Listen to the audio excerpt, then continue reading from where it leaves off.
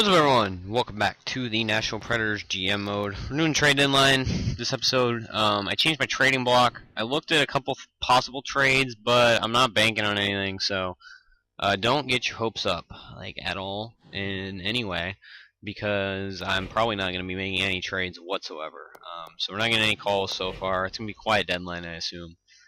Oh no, there's actually a trade that will happen. So Mason Raymond went to Chicago. It's something to worry about. They are in our division. Jesus, that video got a lot of views. Sorry, I just opened something for like half a second. So we're gonna move on through the trade deadline and see what's happening. Nothing, apparently. No calls at all. Only one trade happened. That was with Chicago.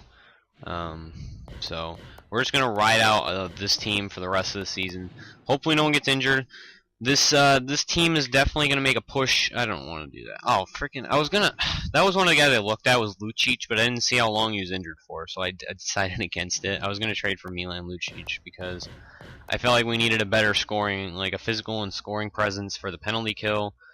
And the second line, Konechny's just not producing, and I wanted to win the Stanley Cup this year, so I was going to make a trade that kind of showed that. So I was going to trade like Konechny, a first-round pick, and like a prospect that we don't have probably anyway.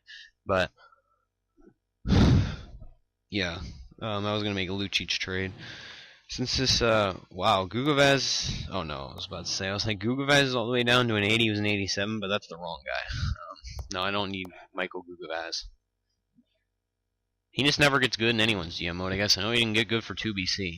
Definitely not. So St. Louis was the other one I considered. I was going to go after Ivan Barbashev, but I decided against that too for the reason that he is not producing any better or worse than Konechny. They're on the same level, and that Konechny is younger and has more time to improve, whereas Barbashev is already 25, and he's pretty much the player he's going to be.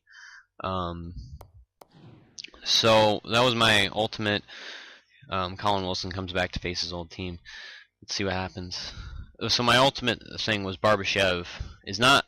He's the same kind of player, same stats pretty much, and Konechny can still become a great player for us. So we've won a fuck ton of games since the trade deadline. We might be like the the New York Rangers were this year, where they were kind of slow to start out the year, and then after about the All-Star break, they just turned it on and just went straight to the playoff, like riding out like right into the playoffs. We're gonna go to the OHL, I think. No, we'll go back to the Q. Q's got the most prospects in the first round. So we'll look at where we are still. Oh, Ovechkin actually took over the scoring lead in the NHL. Stamkos really slowed down. I thought he was like at the top. So 90 points. For 4 points ahead of Florida for the President's Trophy. So we just need a strong finish in these last about 13 games, I think it looked like. Maybe it was 10. I don't remember if it was 3 or 4 weeks left in the season. Kevin Gravel's played 100 penalty minutes. Crazy. So 1-0 win right there to start it out. Duchesne actually took over our assist lead, so it looks like someone else is scoring the goals. That's not Duchesne. Duchesne was leading our team in goals for the longest time. Hoffman's out. We'll put Sekach in. Duchesne was leading our team in goals for the longest time. That's the first game since the trade deadline we didn't get a point out of. Alright, another game against the Dallas Stars. Colin Wilson comes back once again. I hope he's playing well for them. I meant nothing but nice for the guy. It was just he was oh wow, we lost in regulation. Colin Wilson was just the kind of not benefactor because he didn't benefit. Jesus, okay, we got a point out of that. He wouldn't really benefit, so it wouldn't really be a benefactor, but he kind of the victim of ability to make a move to help our team now, as opposed to well, actually, I don't really know if it would be long term even. I don't know what kind of trade you'd really call that. Rick Nash is another player I looked at, but that was not happening in any way. Like, I thought his contract and his age would be, wow, for our leading goal scorer might not even score 30 goals. But the contract of Rick Nash and his age, I thought in combination would make him much lower trade value, but he's still a first line forward and he's still scoring goals. So, you know, they didn't want to. They wanted to give him up, but I did not have the assets necessary to obtain him. So, all right, nice shutout right there against Washington. We're just fighting. That top line's really producing. I can tell because they're just going back and forth, goals and assists. So it looks like Duchesne might get to 30 goals after all. I don't know. We have a few games left still. I think like 6. There might be another week after this, but I think there's 3 this week and then like 3 next week. But I might be wrong about that. We might get up to that 52 wins that. Oh, maybe not. We might get up to that 52 wins that our guy always wants, but we'd have to win the rest of the season, which probably isn't going to happen, but it's possible. I mean, who knows? Sekech, how did he do? He had 6 and 4 before. He had 2 and like 6. Yeah, no way, not keeping him. Hoffman's not producing at the greatest clip in the world, but he is definitely not doing that bad. We'll look at all their player stats after the season. We're so close to the end of the year right now. There's no point in just checking individually. So, like I said, Shane might score. He has to score a goal in every game for the rest of the season for us to have a 30-goal scorer.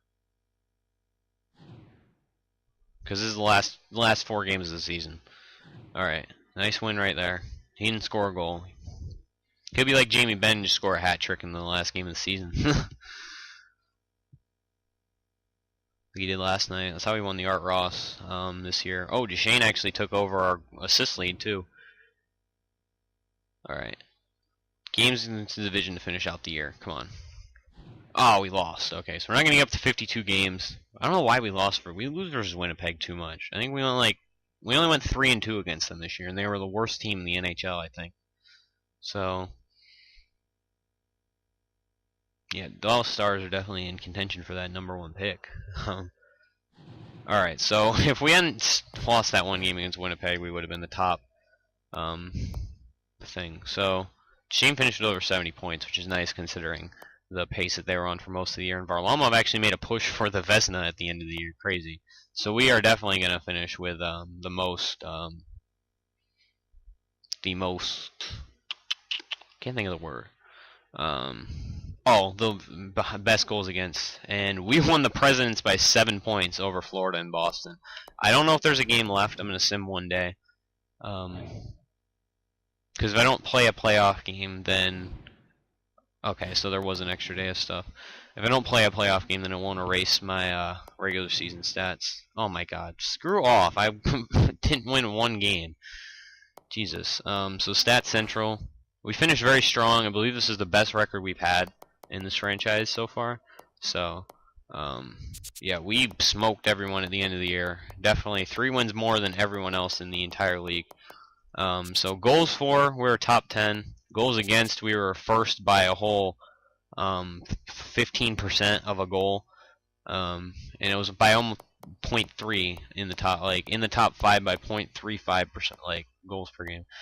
Power play, or goals against. Power play was only 17th, but whatever. We were very not disciplined, but our penalty kill has been better than ever. 14th, but still.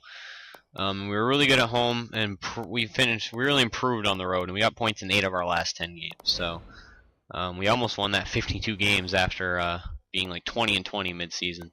So we finished like the season like 30-10. So a very, very, very strong finish for our team. We're gonna look at individual stats now. We'll do the AHL too, so I don't have to come back later, like I did last year. And just see what kind of everyone did.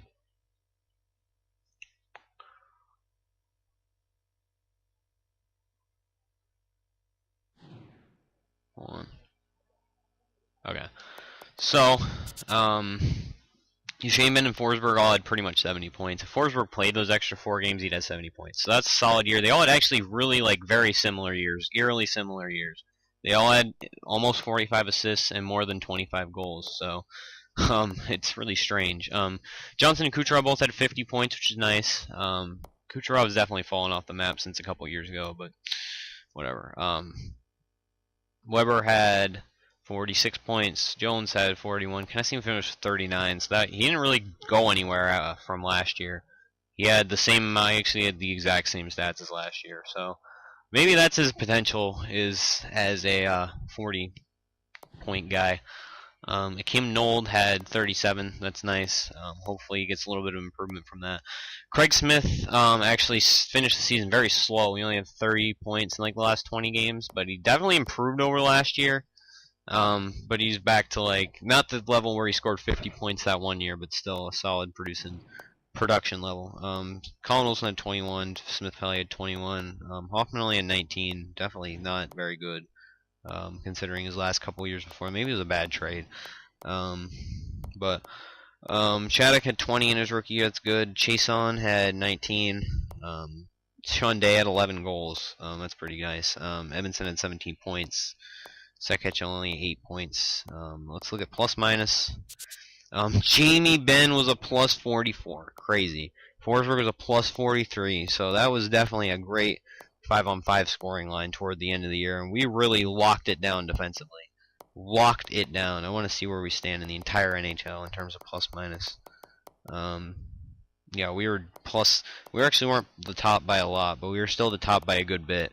44. And the only other player to have a 40 was John Tavares, and there were only even 9 or 8 players to have a plus 30 or better, and we had 3 of them. So, or 2 of them, or no, 3 of them. Yeah, we had 3 of the top 8. We had 3 of the top 6 players in terms of plus minus. So, yeah, definitely a strong year. And we're gonna go in depth on all the other stupid stats too.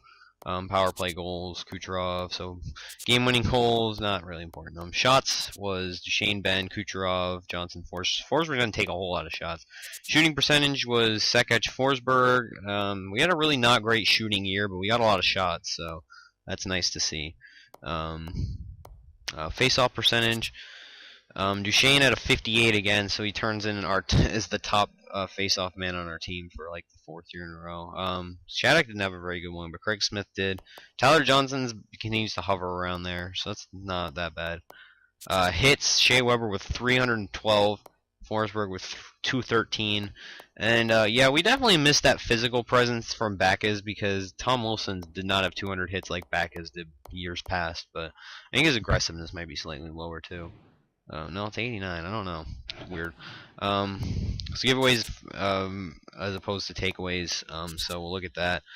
Yeah, Ben, all these guys finished positive. Tyler Johnson finished positive by a whole lot, actually. Weber finished negative, obviously. Tom Wilson actually finished -2, which for forwards is not nice. Craig Smith did as well.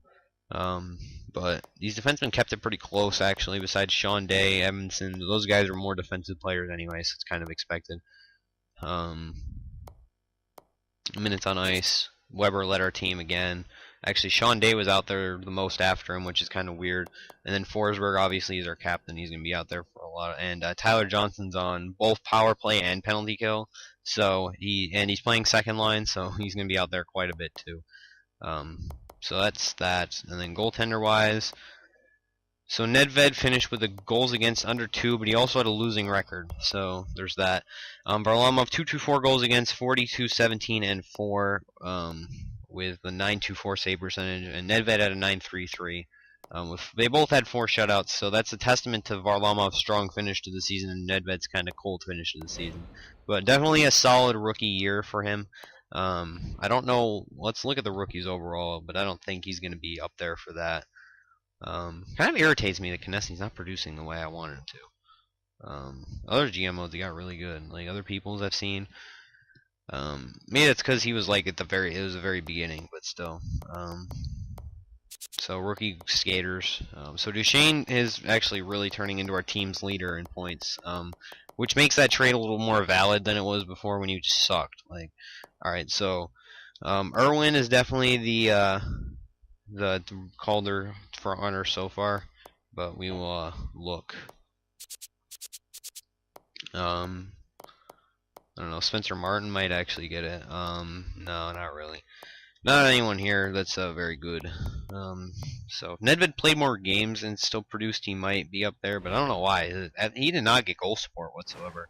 And for the second year in a row, we'll be facing off against the Vancouver Canucks in the first round of the playoffs. So that wraps it up for me. Thank you guys for watching. Hope you enjoyed, and stay tuned. Next time, it's the playoffs.